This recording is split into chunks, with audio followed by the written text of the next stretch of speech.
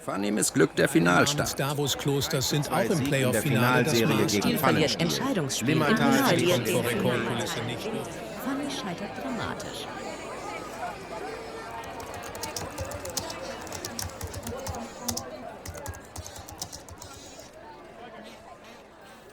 Der, der eben durchgeht.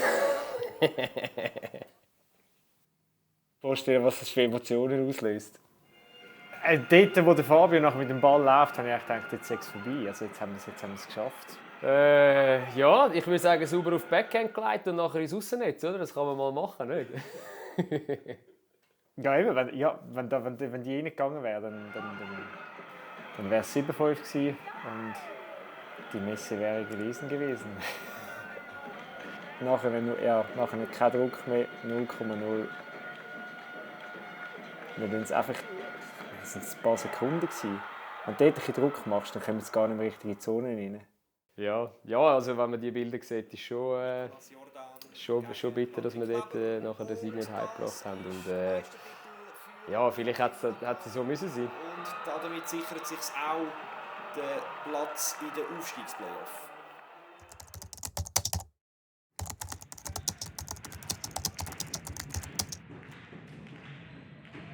Vom ersten Spiel an haben wir eigentlich ein Kopfrennen mit Bülach um den ersten Platz während der Regular Season.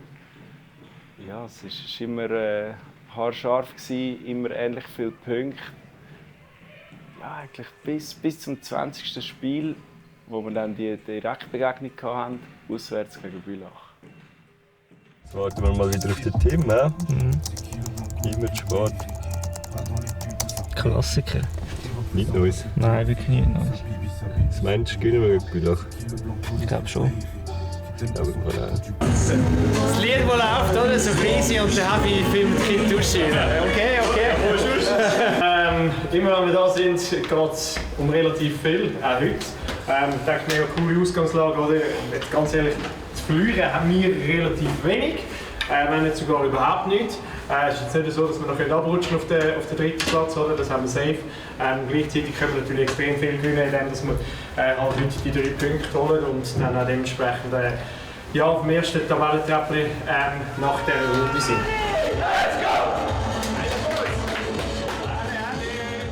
Das Spiel ist eigentlich mega gut gelaufen. Wir waren 2-0 in Führung und wir haben es wirklich eigentlich dominiert in unseren Händen gehabt. Und, ja, es ist eigentlich alles nach unserem Plan gelaufen bis zum zweiten Drittel.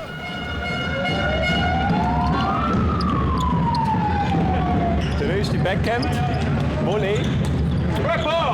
Wirklich. Schaut im Instagram.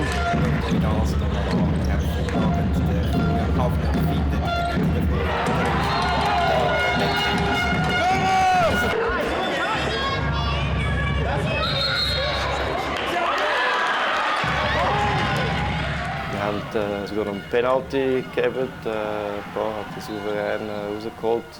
Ja, es ist eigentlich alles nach unserem Plan gelaufen. Ja, und ich glaube, wir haben wirklich das Gefühl gehabt, den Match können wir gar nicht aus der Hand geben. Den können wir eigentlich nicht verlieren. Wir haben wirklich sehr, sehr gut gespielt. Sie machen hohe Ball, probieren dann irgendwie reinzuspielen. Das ist ihre einzige Waffe, die sie haben. Ich will zuerst mal sehen, wie die 2 Goal machen. Also, sehe ich im Moment nicht. Ja, und dann hat es halt eben doch irgendwie 2-mal oder sogar am Schluss 4-mal gekrabbelt bei uns hinein. Ja, plötzlich ist 4-2 gestanden. Am Schluss sind wir doch noch auf 1 Goal angekommen, aufs 4-3. Und haben dann aber bei 60 Foulspielen kein Goal mehr angebracht. Es ist noch ziemlich emotional geworden, wenn ich mich da richtig zurückerinnere. Und habe dann doch auch noch meine erste und einzige rote Karte in meiner Unihockey-Karriere kassiert. Alles halb so wild gewesen. Ich glaube, im ersten Moment waren wir schon recht enttäuscht gewesen. Gerade auch, weil wir wirklich gut gespielt haben. Die Enttäuschung ist gross. Aber Zuversicht auf meiner Seite, und ich hoffe schwer, nach einer drüber schlafen, auch von unserer Seite, ist so gross wie wahrscheinlich noch nie.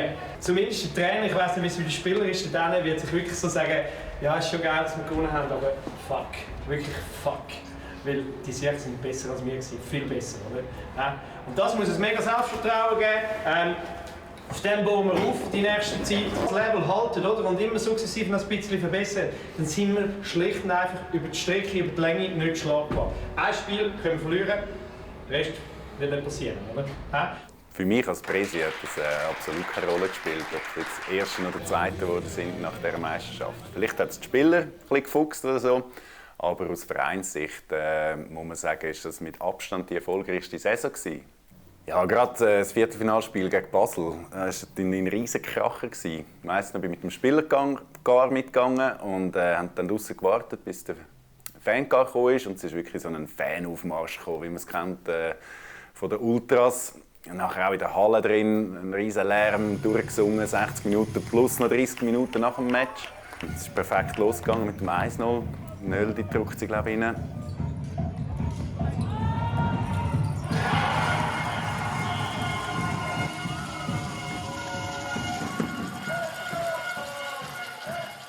Nach klein gebrochen, 2/3, 5-1 hinein gsi.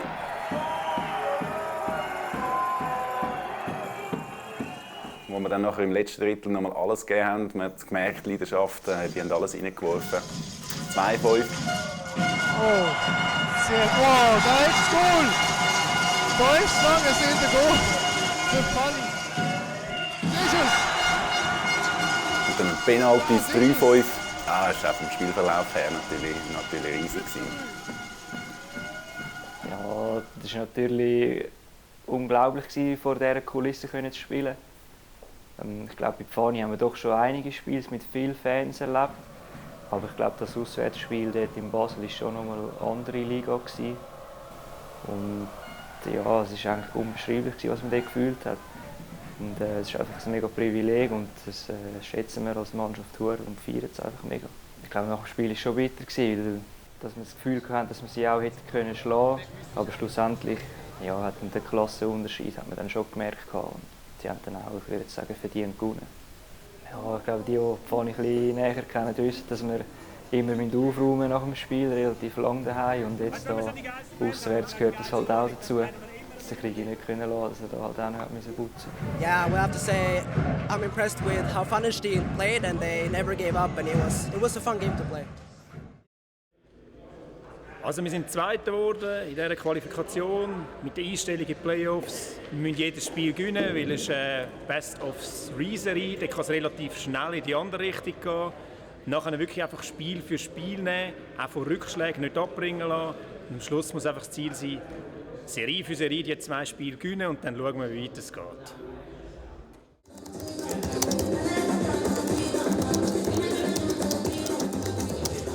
Ja, dann ist es losgegangen mit den Playoffs, die Serie gegen Appenzell. Wir haben gewusst, dass ein harter Gegner auf uns wartet.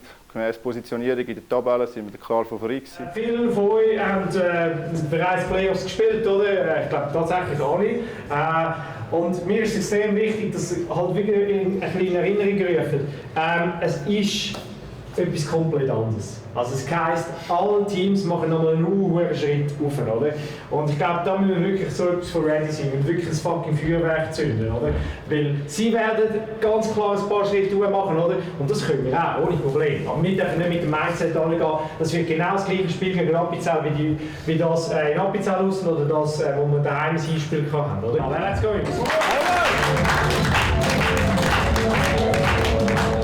Ja, es war ein hart umkämpftes Spiel, das wir erwartet haben. Es hat viele Strafen gegeben, die immer wieder den Spielrhythmus gebrochen haben. Wir sind lange am Rückstand nachgerannt. In 47 Minuten haben wir ausgleichen zum 4-4. Kurz darauf sind wir wieder in den Rückstand geraten, aber am Schluss haben wir das Spiel noch drehen und 5 Minuten vor Schluss haben wir den glücklichen Siegestreffer schiessen und somit 1-0 in der Serie in Führung gehen. Wobei man muss auch sagen, wir haben sehr viele hochkarätige Torchancen liegen lassen, was unseren Follower auf Instagram zu gut gekommen ist.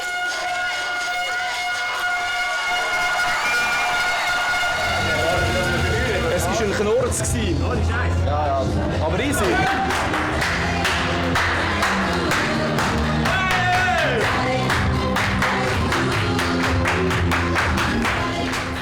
Yes, Jungs, Mann. Ich habe gesagt, der Sieg, der zählt schlussendlich, wie er zustande kommt, ist mehr oder weniger sekundär. Das hat jetzt vorhin gut gesagt, oder? Ich meine, mit so einer Leistung und mit so vielen Fehlern, und wir haben es trotzdem noch geschafft, ich glaube, das gibt uns ein extrem gutes Gefühl, gleichzeitig ein extrem schlechtes Gefühl, oder?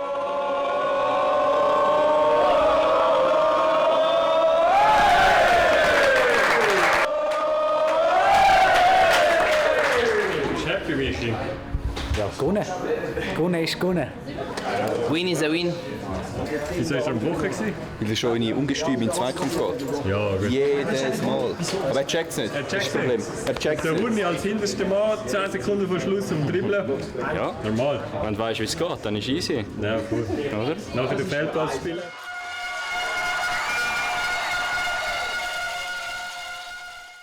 Kennst du dich? Was? Ah, ja. Ja. Nicht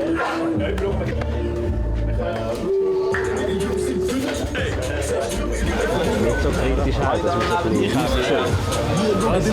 Gut aussehen.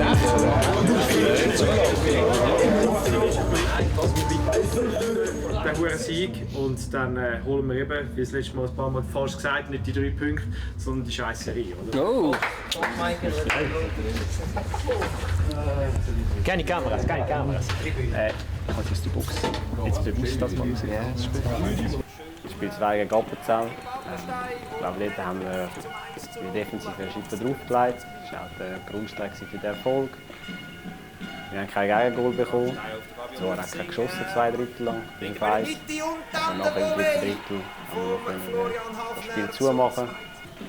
Schlepper auf den Lukas Kletta und er trifft zu. Ja, wir haben 10 Sekunden vor Schluss noch ein unnötiges Goal bekommen.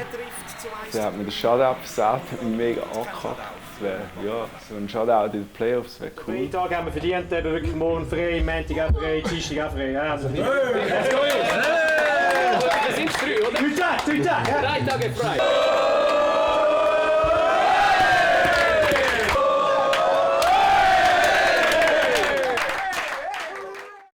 Ja, für so ein Heimspiel vom Herren 1 braucht es eigentlich vor allem den Krigi. Der Krigi ist unser Vereinsmacher, unser Heimspielmacher. Ich glaube, er hat es geschafft, dass wir unsere Heimspiel ein bisschen mehr einen Touch von Event bekommen haben, anstatt zu einem Touch von einem Turnhalle-Unihockey-Spiel. Also ich glaube, das ist vor allem ihm zu verdanken. Ja. Dort, wo das EN ist, ist Mitte. Ist doch gleich. Geht das so, oder?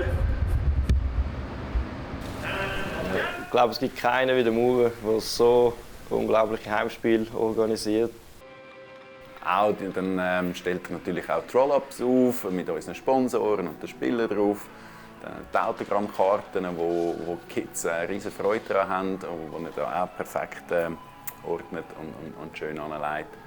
Ja, er ist das Ziel von der Heimrunden mit seinem Engagement. Und in einem perfektionistisch steht, ja, wie man es glaube selten sieht. Und ich glaube auch, ja, sicher dank dem Maurer sind unsere Heimspiele das, was sie sind und haben so unglaubliche Stimmung. Du hast jetzt aus irgendwo Wasser. Vor allem für den Maurer und seine fleissigen Helfer, ja, von denen habe ich schon riesen Respekt. Was die alles auf die Beine stellen, vorbereitet, wie früh sie in der Halle sind. Es ist wirklich eine riesen Ehre, dass man überhaupt noch aufs Spielfeld kommen kann und so sieht, wie alles, ist einfach alles perfekt angerichtet.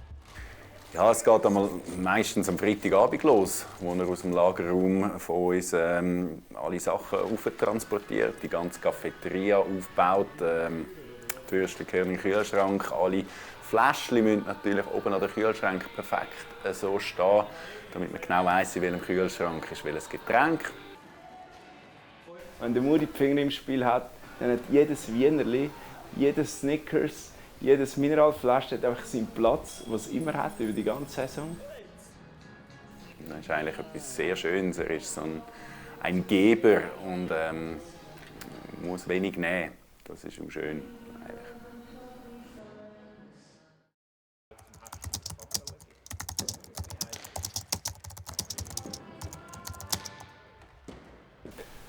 Wir können in der Playoff-Halbfinale die Serie starten mit einem Heimvorteil. Wir sind als Favorit in die Serie hinein.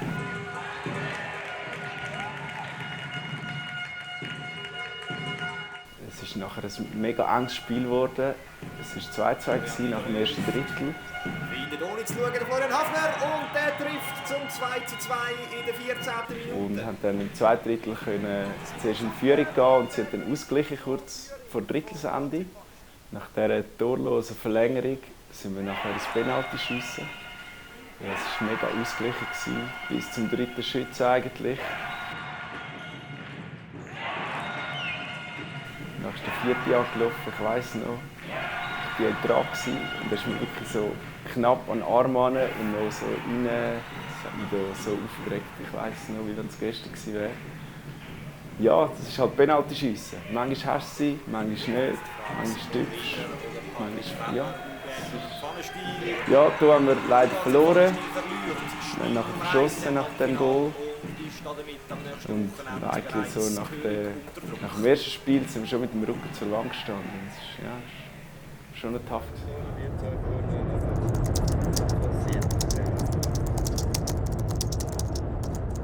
Ja, nach dem ersten Spiel sind wir sicher mit dem Rücken zur Wand gestanden.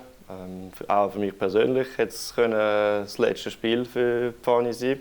Man hat uns abgeschrieben schon fast ein bisschen. Ja, ich glaube, das hat uns extrem angespornt nochmal. Wir haben auch gewusst, was wir können und dass wir es in den eigenen Händen haben. Das ist ein Entscheidungsspiel, in dem wir den Sieg heute einfahren. 100% Leidenschaft. Gielen, verreissen euch. Ganz ehrlich, ich würde auch gerne mit euch tauschen. Ich würde auch gerne heute spielen. Weil genau diese Spiele sind putzegeil. Ihr wisst genau, ihr geht auf das Feld und jede fucking Aktion ist wichtig. Jede fucking Aktion bringt automatisch Emotionen. Wenn ihr einen Block setzt, ist geil. Wenn ihr irgendjemand ablauft, schlussendlich in einem Konter, ist verdammt geil. Wenn ihr ein Goal schiesst, noch viel geiler, oder? Und das ist genau das, was es ausmacht, oder? Es sind nicht die Spiele, wo, ja, kannst du mal ein bisschen weniger und es ist auch nicht so wichtig, es interessiert schlussendlich eh nicht. Es sind genau die Spiele, die verdammt geil sind, oder? Und da müsst ihr wirklich die Leidenschaft für das Team und für die Sportart wirklich von Anfang an zeigen. Das Spiel ist schlussendlich super gelaufen. Wir haben wahrscheinlich eine von unseren besten defensiven Leistungen gebracht und schlussendlich hat es vorne gegrabbelt, eins nach dem anderen.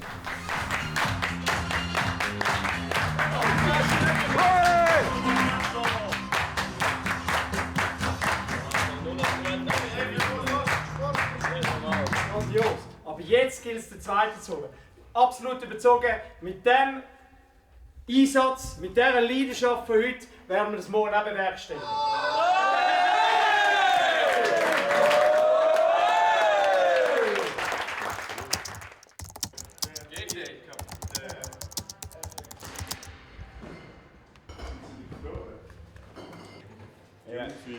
Machen wir eine Bar auf oder haben wir Match?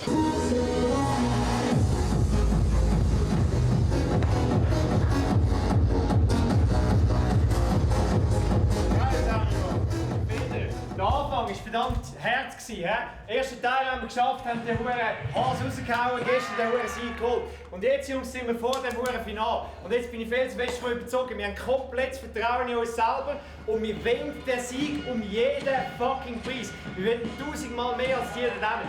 Gehen wir raus und holen wir die Finalqualifikation. Let's go, Jungs! Ja, wir waren 3-1 vorne. Nachher haben wir, soviel ich noch weiss, ein dummes Gegengoal bekommen. 10 Sekunden später, der Fabio spielt wieder mal ein super Pässchen, quer rüber. Ich kann nicht mehr so viel machen. Wir können zum 4-2 ausgleichen. Nachher haben wir das ausnutzen, haben das Momentum wieder auf unserer Seite gehabt. Haben wir noch 2-3 Goal geschossen und das abgefunden. Bartenstein und ist das schon die Vorentscheidung?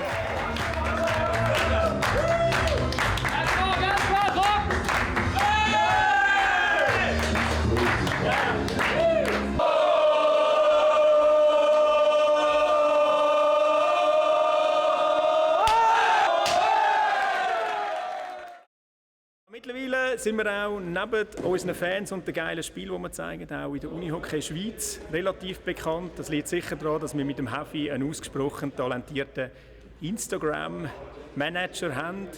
Er hat es fertiggebracht, eigentlich alles, was wir als Verein repräsentieren, mit gesunden Preisen, Humor auch aufs Instagram und somit ins Social Media zu bringen. Und ich denke, er trifft es Video für Video perfekt, wie wir eigentlich sind und was wir vertreten und ja, was wir überbringen auf die Leute. Und wir haben eigentlich ein mega simples Setup. Also wir haben die XA40 von Canon. Die Kamera stellen wir einfach aufs Stativ stellen. Wir haben niemanden, der das Stativ bewegt, also es ist fix, einfach auf das gegnerische Goal gerichtet.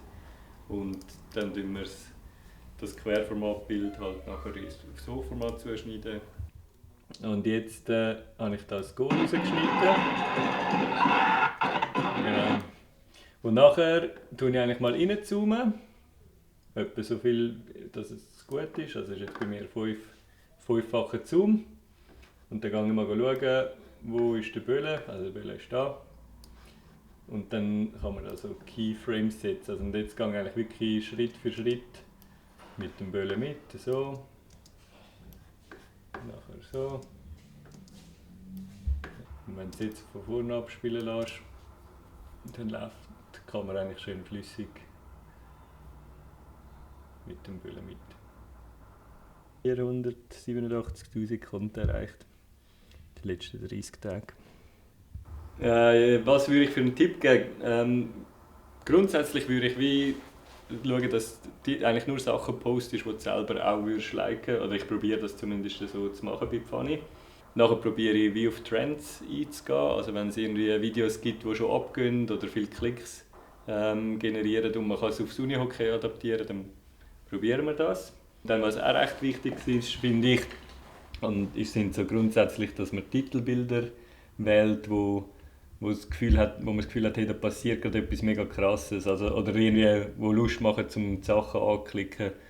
Genau, machen viele Unihockey-Clubs mega Scheps, indem sie irgendwie ihr Logo posten oder weiss ich was, wo ich finde, macht überhaupt keinen Sinn. Also zum Beispiel GC mit ihren Titelbildern, ich meine, wenn du die Reels anschaust, so etwas willst du einfach nicht anschauen, oder? Weil, also keine Ahnung, du siehst das Logo, du hast keine Ahnung, was im Video passiert. Nachher würde ich wie so halt die Hashtags verwenden, wo Sinn machen mit Unihockey, also Unihockey in allen Sprachen. Und ich glaube, so that's it. Also eigentlich braucht es sehr wenig, um es schon ein bisschen besser zu machen, als die meisten es machen. Ja, auch viel Stau jetzt auf dem Hinweg, aber es ist gar noch gegangen. Also sonst super. Ja, und dann sind wir das dritte Mal hintereinander im Playoff-Final gestanden und ja, auf uns ist Bülach getroffen. Alterserscheinungen. Und so können sie die Almi nicht ausspielen, weil wir können da voll Gas oder voll Druck machen, aber da hat es halt immer auf dem Burenfeld 0 Leute gesehen, die sich komplett verreissen, die unglaublich fokussiert sind und die wirklich ja, das hure Herz auf den Platz lassen. Oder? Genau das brauchen wir heute und dann werden wir definitiv auch erfolgreich das ganze Spiel können gestalten. Felix! Wo ist mein Rucksack angekommen? Ah ja, danke mal. Powerplay. Das ist gerade das Powerplay dafür. Ja, das sind die Ja, als wir nachher reingelaufen sind, die Stimmung unglaublich. Es war wirklich crazy, wie viele Leute das gekommen sind. Auch mit dem Lichtspiel etc. beim Reinlaufen war wirklich unglaublich. Auf Florian Niederöst und der hängt sein Säckchen zum Ausgleich im Powerplay. Auf der linken Seite Markus Kohlmann und ein Riesengol zur Führung für den UAC Pfannenstiel. Da wird es gefährlich. Der erste Ball muss so verdammt sicher sein. Wir müssen nicht mit Angst spielen, um das geht es nicht, aber es müssen klare Aktionen sein. Mit viel Übersicht auf Florian Niederöst und der trifft zum 3:1. Auf den Florian Hafner und der findet die Lücke in der Abwehr von Bülach Florball. Und auf euch gespielt. Ihr steht, ihr müsst die Bande müsst ihr als Hilfe nehmen. Das heisst, ihr müsst den Ball abdecken, inklusive mit Bande und eurem Körper. Also das heisst, da, an dieser Bande, müsst ihr so anstehen und nicht so anstehen. Wir haben so viele Beispiele, wo man das einfach nicht clever machen. Gleiche, wenn der Ball nachher tief kommt und der entgegenkommt. Ich muss zuerst am Ball sein und ich muss den verdammten Gegner fernhalten vom Ball. Das heisst, wenn ihr da lauft, wenn ihr so lauft, tun ihr nicht den Ball so annehmen, dass da euer Stock ist, sondern dann lauft ihr, da ist die Bande, zack. Zieht auf der linken Seite durch und er trifft zum 3. Mal den 3. Hattrick in der 3. Playoff-Serie. Lukas Schlepta und der trifft zum 6:2. Wenn der Meier auf dem Feld ist, sie probieren immer das Gleiche. Das heisst, dass der Meier kann laufen, sie haben da links auswechseln, da links auswechseln, klingeln weit. Das heisst... Simon Schlepfer, jawohl, das ist die Entscheidung. 7:4 für UAZ Pfannenstiel.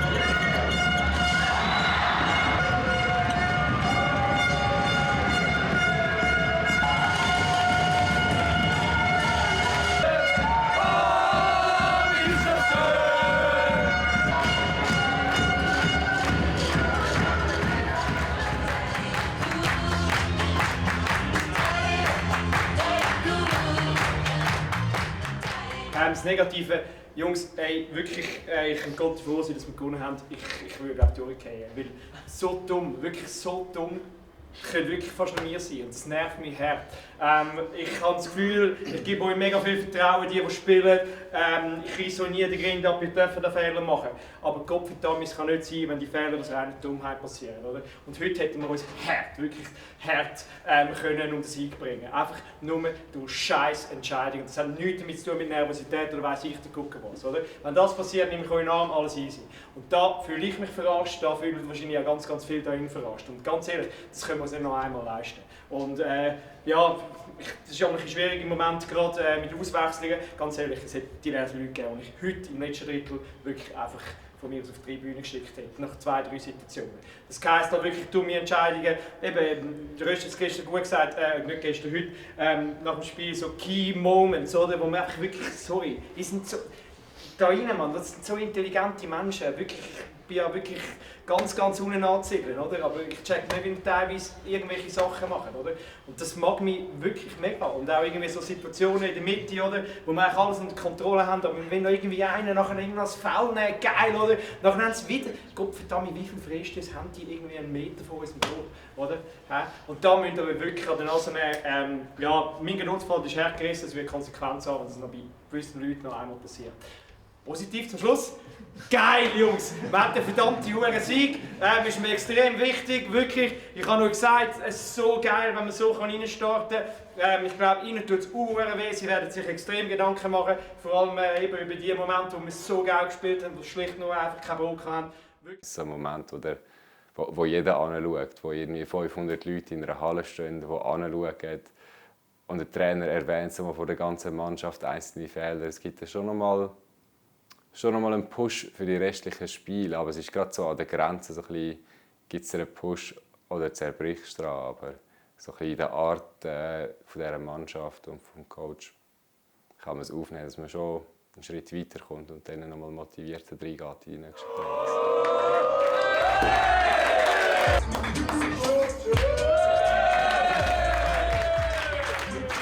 Es ist aber gleich irgendwie ein Team da, das dich auffängt.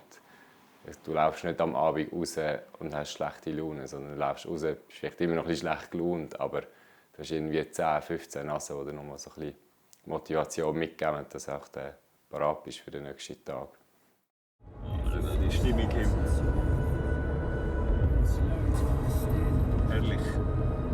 Das Gefühl war sicher gut, weil mit einem Sieg im Rücken geht das Spielen ein bisschen einfacher. Ich glaube, das wissen alle, die Sport machen. Aber ich glaube, es war gleich in den Köpfen ein bisschen dass wir in der Vergangenheit ein bisschen Mühe hatten, ja, vielleicht einmal 2 Spiele hintereinander gewinnen. Also das heisst weiterhin unglaublich viel Selbstvertrauen. Aber was ich von euch erwarte, oder, bei all dem Selbstvertrauen, Jungs, ihr müsst euch den Arsch aufreißen, als gäbe es kein Morgen. Wirklich. Heute ist wieder ein Spiel, alles oder nichts.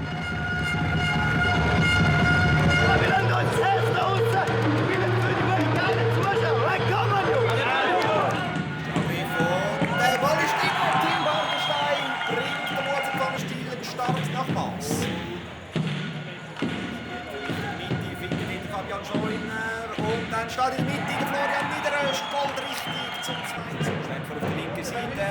nein, es ist eine Chance. Hey, dann ziehen rein, sucht vielleicht den Abschluss, oder? Und dann geht wirklich einer so crazy auf, dass er nachher auch den Ball spielen kann. Aber jetzt sind wir oftmals... Florian Hafner und das ist das 4. Also was 4-3 gefallen ist, dort war natürlich die Erleichterung bei mir persönlich sehr gross gewesen.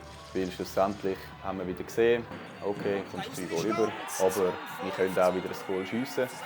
Und dort hast du halt dann gemerkt, auch in der Mannschaft ist es ein bisschen Ruck durch die Mannschaft gegangen, im Sinne von, wir können es schaffen, wir sind jetzt sehr nah dran, jetzt sind wir einfach konstant, in einer Ruhe, wie wir es eigentlich uns gewohnt sind, weiterspielen. Und sie erspielen sich damit 3 Matchbälle zum Erstligameistertitel. Easy win, oder?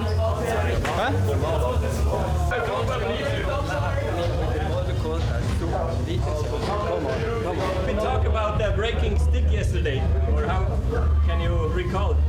It was stupid. Now I need to pay 150 francs for a new one and I don't have it, so that's a problem.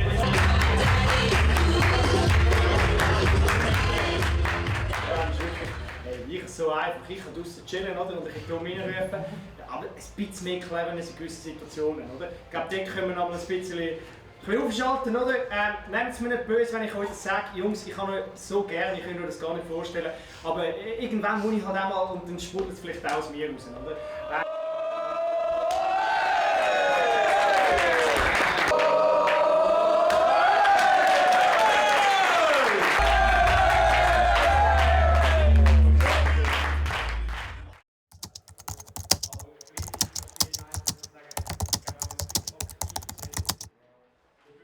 Ja, nach dem Spiel am Samstag haben wir am Sonntag die Möglichkeit gehabt, zum Meister zu werden. Wie man den Werner kennt, mit seinen Theorien, hat er uns natürlich noch mal einstellen auf das Spiel, hat alles extra in die Halle mitgenommen und alles aufgebaut. Es war natürlich bitter in diesem Spiel, weil wir eben sehr motiviert waren, um den Titel zu holen. Und ja, nachher gehen wir 3-0. Also sind wir 3-0 hinten drin und ich muss jetzt nicht sagen, dass Bülach viel besser war, also, weil wir haben das Gefühl, dass wir viel besser gespielt haben. Wir haben einfach mega dumme Goal bekommen durch eigene Fehler, Wechselfehler oder im Powerplay haben wir gewusst, dass der Hotzi dort gefährlich ist und trotzdem hängt es uns rein. Ja, und trotzdem sind wir nochmal auf 3-2 angekommen und haben die Chance gehabt, um das Spiel noch zu gewinnen. Und das haben wir auch unbedingt machen. Und trifft der UAZ Pfannenstiel wieder bis auf 1 Goal an Bülach Vorball dran. Und jetzt mit Abstand, das Wichtigste. Jungs, wir haben eine riesige Chance und wir haben nichts zu verlieren, wir haben keinen Druck. Aber wir spielen aktuell ein bisschen so, als hätten wir auch viel zu verlieren und sie haben überhaupt keinen Druck. Das ist komplett falsch. Giele, Freude haben, wir haben Chancen. Sorry, es gibt nichts Geiles, als würden irgendwie Poker spielen und ich könnte nur gewinnen. Ich verliere überhaupt kein Geld. Entweder machen wir es heute, jetzt in diesem Drittel klar, was ich absolut überzeugt bin, und sonst haben wir noch ein geiles Heimspiel und machen es dort klar. Wir haben keinen Druck, sie haben ihr scheiß Messer da am Hals. Ja, und es hat dann halt einfach nicht sein. Dann haben wir halt ein 4-2 bekommen und das Spiel halt dann verloren. Aber so sind halt Playoffs. Es gibt nicht immer die bessere Mannschaft. Und ja, nächste Woche geht es weiter.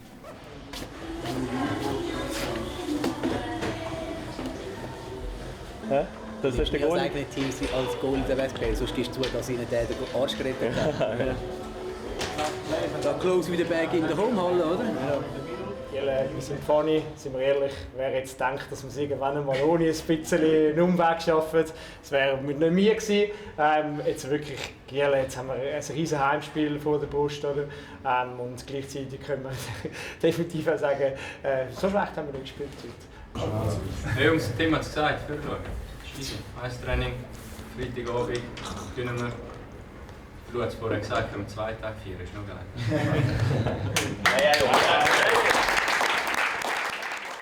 Ja, den Werni darf ich seit 4 Jahren begleiten. Als Vereinsverantwortlicher ist das vor 4 Jahren auch ein Experiment gewesen, wo wir so eine Anstellung in dem Sinn für den Markt geschaffen haben. Und seine Art und Weise, wie er schafft, ist extrem beeindruckend und überzeugt mich auch jedes Mal, dass wir da genau das Richtige gemacht haben. Tierungs kommt raus, unten dran 2, Sutti kommt von der Mitte rauf. Wird komplett frei. Auch nach Niederlagen zeigt sich klar seine Detailversessenheit. Ich weiss nicht, ob das Herren 1 jetzt dieses Jahr mal zweimal nacheinander verloren hat. Ich denke es nicht, weil er hat immer nach so Spiel oder wo irgendetwas nicht so gut gelaufen ist, versucht eine Antwort zu finden und das dann nachher auch den Spieler auf die Art und Weise beizubringen, dass sie es verstehen. Und ich glaube, das ist diese Saison sehr eindrücklich gewesen, wie sie das dann auch umgesetzt haben. Ich habe das Gefühl, bei ihm hat es manchmal so ein bisschen gebraucht, um das Ganze genau analysieren.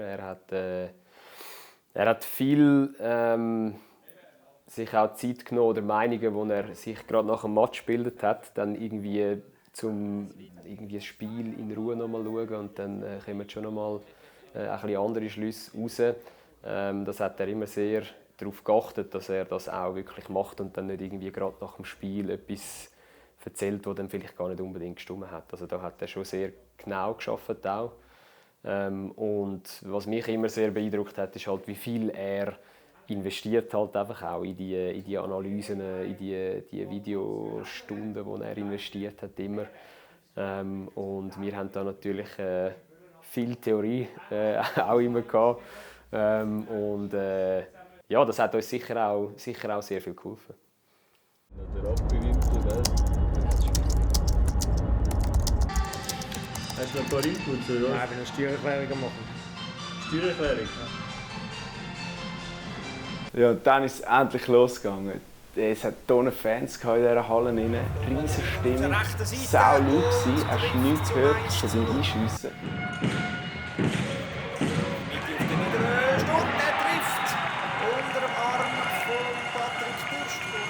Sie können ausgleichen zum 1-1, 2-1 wieder hinten drin gewesen, und nach dem 3-1 wirklich ein richtig unnötiges Goal.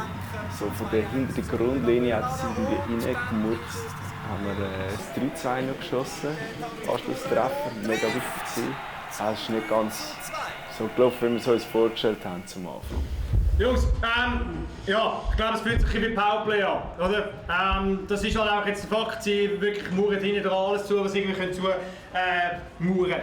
Wir müssen trotzdem schauen, dass man halt wirklich, es ist mega schwierig, aber wenn sie halt wirklich den hohen Ball haben, einerseits die Balance ist ganz, ganz wichtig, aber auch, hey, sorry, dann müssen wir so etwas vom Verteidigungsmodus umschalten, oder? Es ist nicht ganz einfach, aber bei euch muss wirklich, wenn ihr den Ball nicht habt, dann muss so etwas von durch den Kopf durchgehen. Fuck, ich habe einen Auftrag und das ist das hure Goal safe halten. Weil die Giele packen wir 100%. Aber was wir nicht uns erlauben können, ist 10 Minuten Geld spielen, dann kriegen wir wieder mal eine. 10 Minuten Geld spielen, dann kriegen wir wieder mal eine. Dann ist fertig. Relativ einfach. Da müssen wir wirklich unglaublich bereit sein, unglaublich ready. Ja, wir sind super aus der Garderobe gekommen, können schnell das 3-3 erzielen. Am Schluss hat es dann für kein Goal mehr gelangt von uns und somit haben wir ins Penalty schiessen und wir hätten gerne vorentschieden, weil in der Vergangenheit haben wir nicht immer die besten Erfahrungen gemacht mit diesen Penalty-Schiessen. Markus Kulmala gegen Würst und Kulmala scheitert.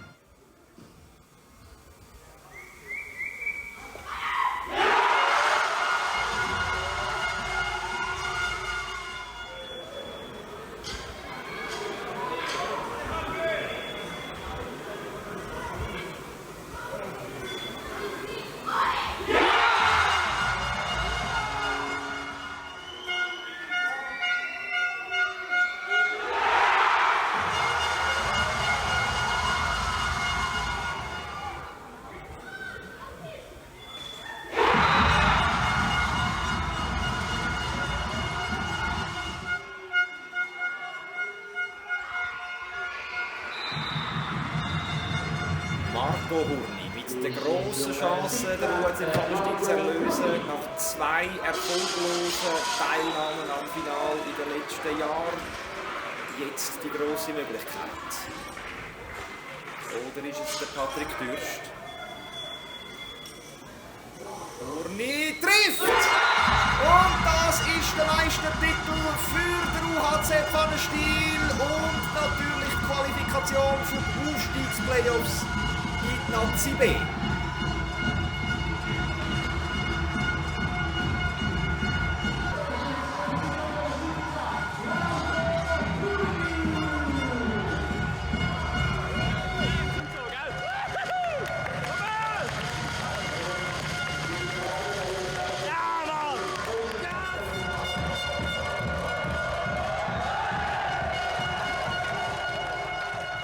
Das ist für diese Saison das absolute Highlight. Es ist das Grösste, was mich Pfanni erreichen kann.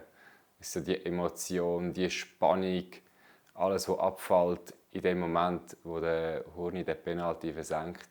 Das ist einfach unbeschreiblich.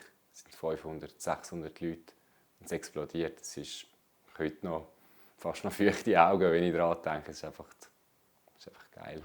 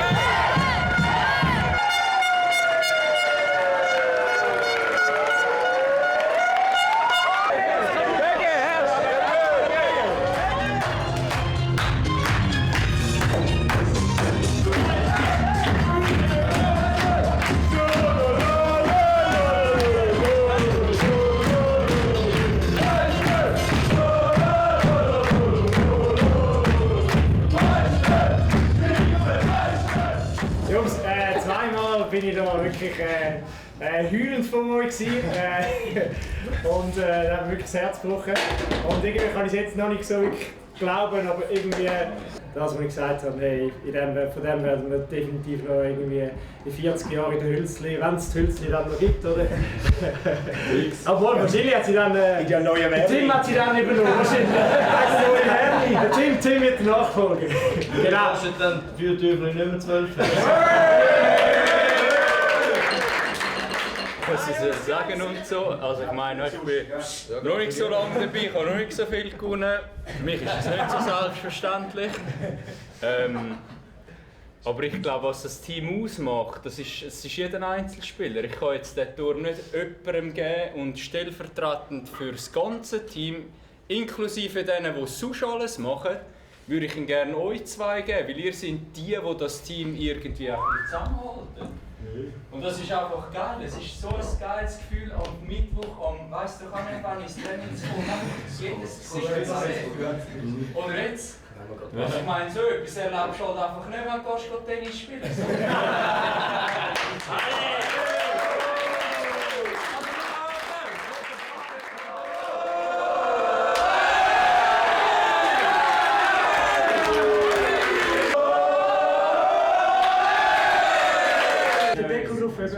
Super. Das ist schon gut. Du bist so ein armer Blutflöß, habe ich schon mal gesagt. Ich kann das Tastuch für dich. Ja, gib mir schnell das Tastuch.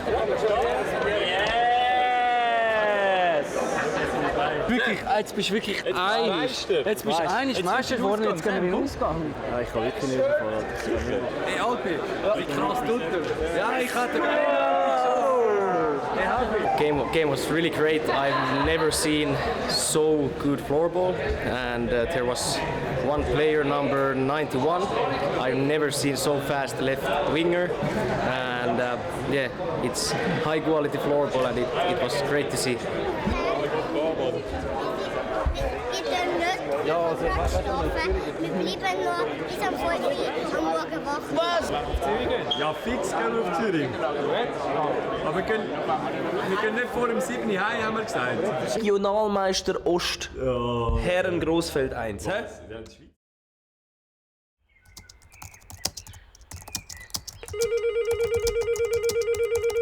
Es hat eigentlich gestartet, auch schon vor 2 Jahren ist der Michi, glaube ich, zu Pfanni gekommen. Dort haben wir eigentlich angefangen mit dem Ritual. Am Anfang haben wir jedes Mal ausnahmslos Fischstäbli mit Salzerdöpfeln und Rahmspinat. Ich hatte das sehr gerne, der Michi auch, aber irgendwann ist es mir zu den Ohren rausgekommen, weil dann plötzlich ist es auch noch in der Kantine serviert wurde, am Freitag, wenn Fisch da war. Wer hat die Zwiebeln geschnitten? Hättest du ja gerade die ganz reinrühren, so gross wie die Stückchen sind. Die neueste Entdeckung gemacht, das asiatische Rindsgeschnetzlets. Das ist eine leichtere Kost mit Reis. Und das Coole daran ist einfach, wir können noch mal zusammenhocken, wir können noch mal über vielleicht ein vergangenes Spiel reden, vielleicht schauen, was haben wir jetzt vor den Augen, was haben wir für ein Ziel für den nächsten Match. Mir persönlich hilft das einfach, um noch mal ein bisschen abzuschalten. Der Rösti bringt Mate mit, haben wir noch mal einen Energieschub. Der Michi fährt dann meistens auf weg. Also hat jeder so ein bisschen seine Rolle, aber ich stelle immer die Lebensmittel und die Location zur Verfügung stellen für die Jungs. Es ist ein absoluter Klassiker am passieren. Wir stehen vor dem Teams im Haus. Meistens so 5-10 Minuten oder so. Die Team immer zu spät. Ja. Das ist viel heute. Hey, mal schauen, wenn wir gut hinauskommen, dann kommt das gut. Ja. Ich fühle mich fit. Ja, das erste Aufstiegsspiel ist vor der Tür gestanden und alle hatten unglaublich Freude gehabt. Okay, Jungs, hey, es passiert wieder genau das Gleiche wie bis anhin in den Playoffs bei unseren Heimspielen. Es kommen verdammt viele Leute in die Halle. Die Gielen und die Frauen selbstständig werden uns unterstützen als Gäbsches Morgen. Pushen uns, bringen jetzt Emotionen da von der Tribüne. Dann haben wir Auswechselspieler, die genau diesen Job weiterhin so grandios machen wie bis anhin. Helfen uns extrem viel und die auf dem Feld verreissen sich einfach komplett. Let's go, Jungs! Ja, wir sind extrem gut gestartet ins Spiel. Wir sind 6-2 voraus gewesen. Ist in dem Sinn erstaunlicherweise recht easy gegangen. Der andere kommt da immer, oder? Wenn ich da einmal droppe, der Schöne geht breit, in dieser Zeit da habe ich rauslaufen, zack, ich durch, zack. Es geht viel, ja, aber es geht viel.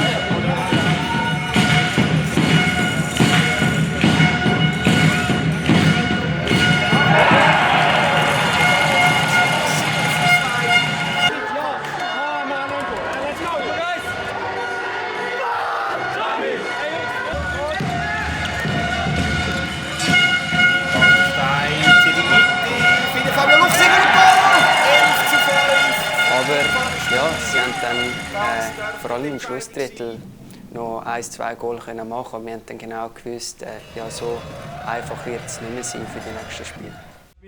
Wir sind schlicht und einfach die bessere Mannschaft gewesen. Auch der Spieler ist super gelöst. Wir haben gemerkt, nach dem Schluss definitiv, wenn wir anfangen, das nicht mehr so lösen, dann wird es eng. Aber unter dem Strich können wir wirklich stolz sein. Ich bin extrem stolz auf uns. Kritik lässt aber selbstständig nicht auf sich warten. Jungs, ich habe gesagt, ja, die letzte Goal nehme ich auf meine Kappe. Und nachher bin ich am Zaun gegangen und gesagt, hey, nein, weißt du was? Nein, überhaupt nicht. Ich nehme einen Scheissdreck auf meine Kappe. Ein Punkt. Hey, ich bin so froh, dass all die Leute zum Spielen gekommen sind. Sie haben sich so verdient, von dieser Kulisse zu spielen. Ich verlange von jedem Einzelnen von euch, dass ihr euch halt dann noch mal ein bisschen mehr den Arsch aufreißt, ein bisschen cleverer steht. Wenn ihr merkt, okay, einer geht führen, vielleicht weiss nicht so genau seine Position, dass ihr vielleicht ein bisschen defensiver denkt. Wenn einer ein Goal verschuldet, dass ich Gottverdammt nicht der bin, der die ganze Bank runterlaufen und den kleinen Arm nehmen. Das war richtig scheisse. Und dass nur die, wirklich kein einziger, der reingekommen ist, muss sich irgendwie hintersinnen, nur die machen sich Gedanken, die am Schluss trotzdem noch gespielt haben. So dürfen wir nicht spielen. Das haben wir es vielleicht ein bisschen zu leger genommen und dann geht halt noch mal 2-3 Goal rein. Und darum ist es schon verständlich, dass der Werni nachher dort nicht so Freude hat an dem Endresultat.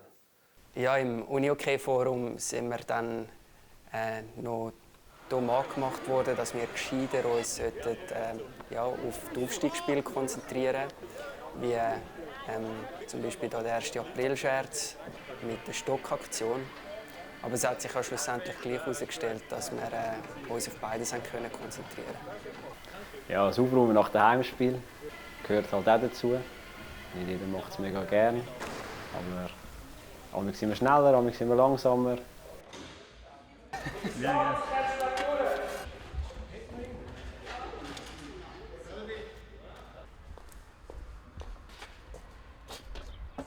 Florian, jetzt sieht man eben, Florian, wenn ein Bürogummi etwas einräumen, oder? Dann tut man da oben an, oder? Dass es da ein bisschen hebt, oder? Nachher geht es runter. Das hebt der Tito.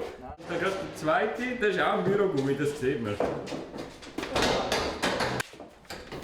Wir tun hier die Cafeteria aufräumen, putzen, Tribünen, Banden, alles. Garderobe muss geputzt werden, der Gang. Ja, wir haben plus minus eine Stunde für das. Manchmal sind wir ein bisschen effizienter, manchmal sind wir ein bisschen weniger effizient. Das kommt immer ein bisschen darauf an. Ja, ich finde einfach, wir können lieber ein bisschen helfen als filmen. Aber ja, ich meine, jeder das, was er kann. Da unten? Ja.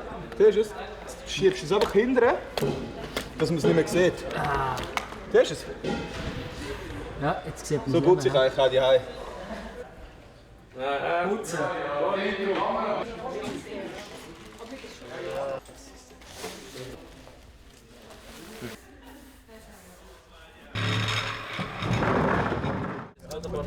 Kann ich Gassen? Wieso isst du nicht vor dem Match, sagst du? Weil es nicht nötig ist. Wieso? 12 Stunden Flug direkt von Singapur hier ins Emmental im Gar.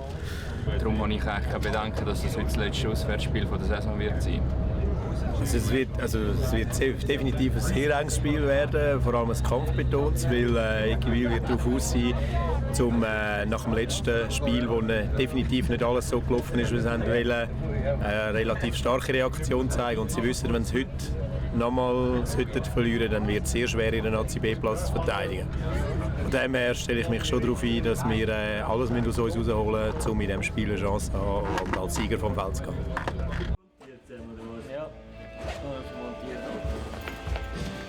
Der Hund hat gut getan, letzte Nacht. Ja, ich habe fast nicht geschlafen, aber... Ohne Scheiß? Ja. Aber er hat Freude gehabt, ja. Nein, bei dir? Noemi, gut geschlafen? Tipptopp, bis am 7. Du als Bürzer bist Vom 8. bis am 7. Du als Bürzer bist ja gar nicht anders gewöhnt. Ja, eben, Pünktlichkeit, also, das ist wichtig. Ja. Perfekt. Okay, Jungs. Hey, wir haben eine verdammt geile Playoff-Kampagne bis jetzt können spielen. Und das aus einem Grund. Wir wollen verdammt einfach mehr. Wir wollen jeden Sieg mehr als der Gegner. Das haben wir gezeigt, als wir gegen Appenzell eine schwierige Serie gespielt haben. Das haben wir gezeigt, als wir mit dem Messer am Hals haben müssen auf Basel rausfahren und dort die gute Serie gekehrt haben. Das haben wir gezeigt im wirklich fantastischen Finale gegen ein unglaubliches Bülach. Und das haben wir ebenfalls gezeigt im ersten Spiel und haben die Equiwiller aus der Halle rausgeschossen. Und das werden wir auch heute wieder zeigen. Jungs, wir leben für den verdammten Traum vom Sieg im letzten Spiel. Und heute können wir einen Schritt näher kommen. Wir haben die Unterstützung von den Zuschauern, wir sind extra wieder da gekommen. Wir haben verdammt geile Auswechselspieler, die das die ganze Zeit schlucken, hure enttäuscht, dass sie nicht spielen, aber uns unglaublich unterstützen, bestmögliche Energie geben. Und ihr auf dem Feld verreisst euch verdammt für den Traum. Jungs, wir werden es packen, zusammen, positiv, geben wir Vollgas. Let's go, Jungs! Mit der Entscheidung 5:2 und damit der UHC Pfannenstiel mit 3 Matchspielen zum Aufstieg in die Nationalliga B. Daddy! Ich könnte mich eigentlich hart feiern, aber der Werni nicht. Der macht noch schon die Videoanalyse vom Spiel und bereitet so eigentlich schon gewisse Spieler im Einzelcoaching auf das dritte Spiel vor. Nein, einfach 9 Stunden geschlafen. Ja. Perfekt. Hallo. Ja, Spiel 3 gegen Kiwil ist vor der Tür gestanden. Wir waren 2-0 vorne. Wir haben gewusst, mit einem Sieg steigen wir auf. Du laufst rein, Starting Six startet und je näher das Spiel kommt, desto ruhiger wirst du eigentlich selber und bist fokussiert und freust dich einfach, versuchst alles aufzusaugen. Die Stimmung ist perfekt, es gibt eigentlich fast nichts besser so kannst du machen als so eine Minute. Simon Sutter mit dem 1:0. Auf der rechten Seite wieder in der Mitte, der Simon Sutter 2:0.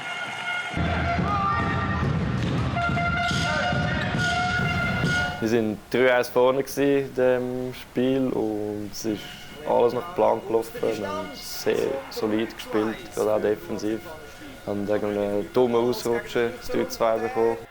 Ich war relativ ruhig. Ich habe gedacht, gegen Bülach sind wir wieder zurückgekommen. Wir sind immer und immer wieder zusammengestanden. Ich habe mich eigentlich nicht allzu fest beunruhigen lassen. Im Nachhinein vielleicht fast ein bisschen zu sicher gefühlt, dass wir das jetzt wie bis anhin immer diese Saison einfach heimbringen und feiern.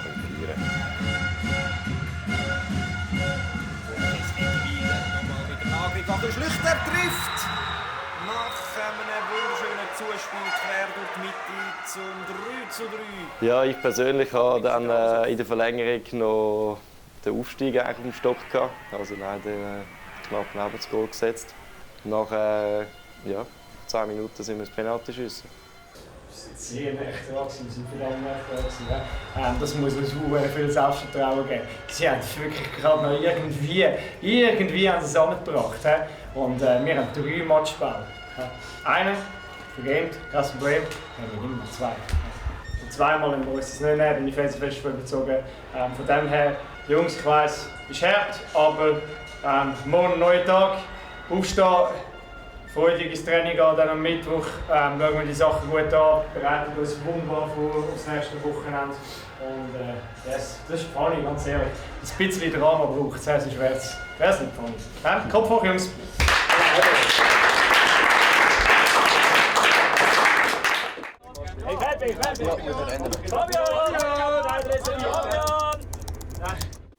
Ja, und dann sind wir halt nochmal in das Emmental rausgefahren.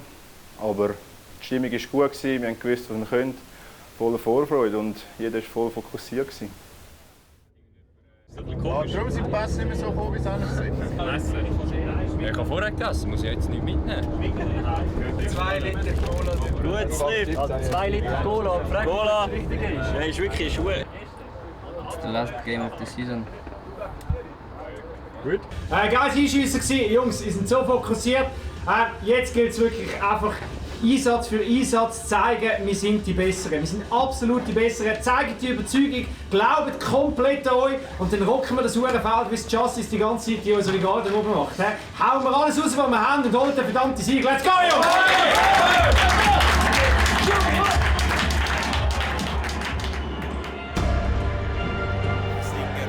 In der Mitte des Wingnier, der Ladengoli von Eckivil, gar keine Chance. Tim Bartenstein mit einem Riesenschuss zum 4:2 und damit bringt er den mitgereisten Anhang von Pfannenstiel zum Jubeln.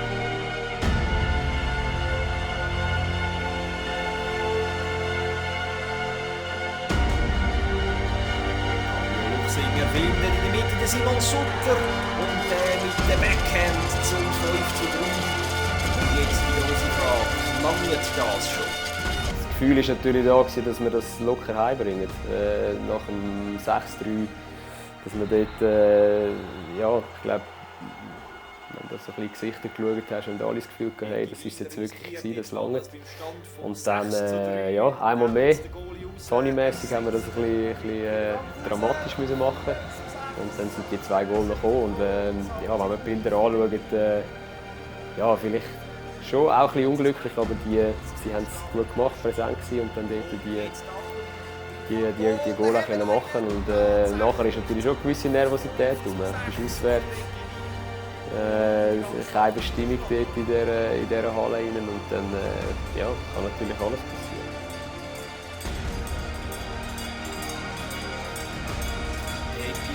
Wirft nochmal alles nach vorne. Und dann ist es Simon Sutter, der losgehen kann und trifft. Und jetzt ist es klar, jetzt ist es definitiv. Der UHC Pfannenstiel steigt auf in die Nazi B. Und ausgerechnet Simon Sutter, 2 Jahre nachdem er die grosse Chance gegen Limmatal vergeben hat, trifft zum entscheidenden Goal und bringt Pfanni zurück in die zweithöchste Spielklasse. Ja, es hat jetzt irgendwie auch so sein, dass es nachher in dieser dramatischen Art zum Sieg gelangt hat, ist schon sehr schön. Ja.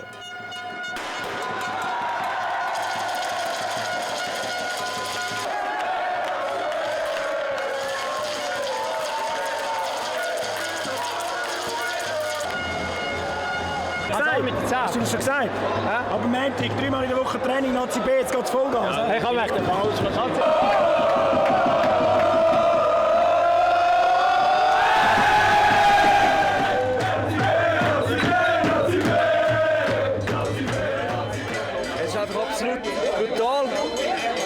eure Fans, oder? Was ihr für uns macht. Das ist einfach brutal, kann man nur Danke sagen. Und jetzt brauche ich einfach wieder mehr Bier, ist leer.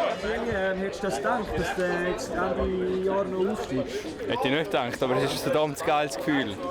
Hast du gedacht, kommst du einfach schnell zur Pfanne, spielst gerade Viertelfinale, oder? Das ist zu krank. Einmal alle 3 Jahre. Einmal alle 3 Jahre. Das Beste, was es je gibt es.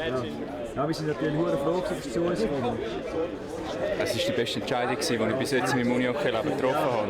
Zu krank. Es ist einfach ein geiles Team, eine geile Organisation. Es ist einfach eine riesige Familie. Es sind alles Brüder da und nur gewinnen. Jetzt da du als Präsident. Also ich würde sagen, das war einfach ein absolut legendärer Abend wieder mal gewesen, ne? 6 Goal im ersten Spiel. Nachher hat es leider für keins mehr gelangt. Noch 2, 3 Worte. Hey, scheißegal. Scheißegal. Ja, es ist scheißegal. Das Team steht im Vordergrund und ich bin wirklich überglücklich. Ich meine, wir haben das als Team geschafft.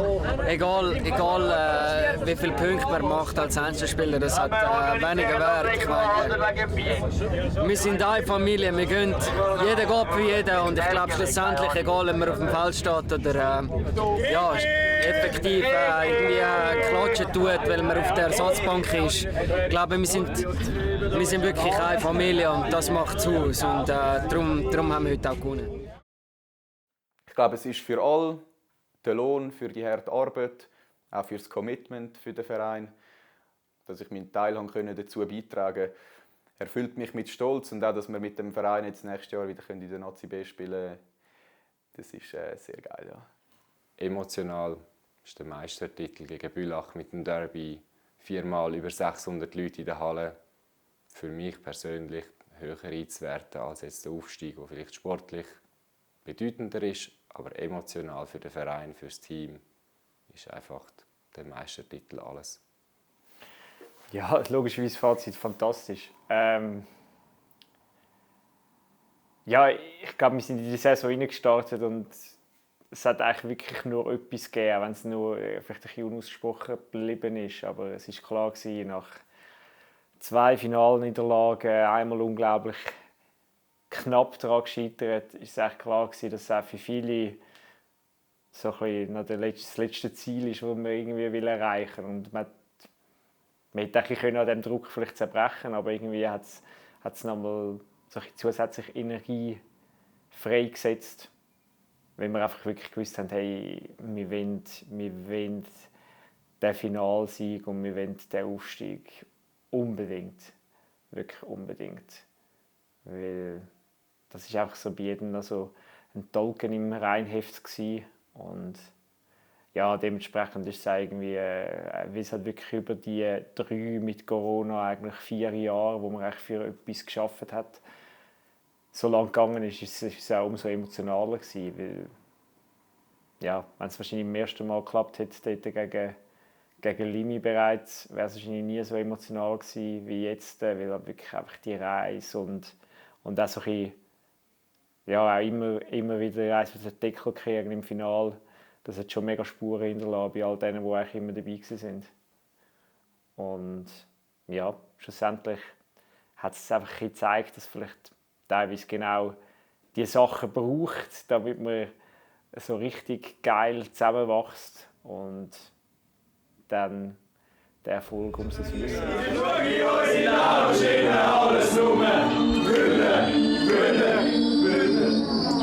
Alle wir Jungs sind Gewinnen. Hey, sagst du immer verlieren? Nein, nur Gewinnen. Wir gewinnen nur für. Nur für. Immer nur für. Ey, verlieren. Sagst du immer verlieren? Nein. Alles nur Gewinnen. Alles nur Gewinnen. Alles nur Gewinnen.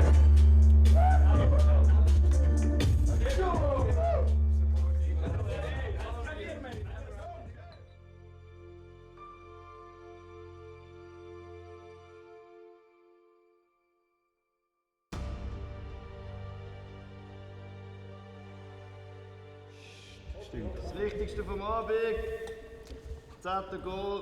Zum 3. Mal etwa die Saison, glaube ich. Das ist gut gemacht. Das sind die wichtigsten Teams. Der Mann für die wichtigen Goal. Nicht die wichtigen, die richtigen. Die richtig wichtigen. Ja, es gibt jetzt eine neue Statistik bei Maurer. Nicht mehr Goal, Game-Winning Goal, sondern 10. Goal. Hast du gehört, Muri? Beer-Winning Goal gibt es. Ja, genau. Neue Parkplatz wegfahren, das Band wiederziehen. Okay. Jetzt weg.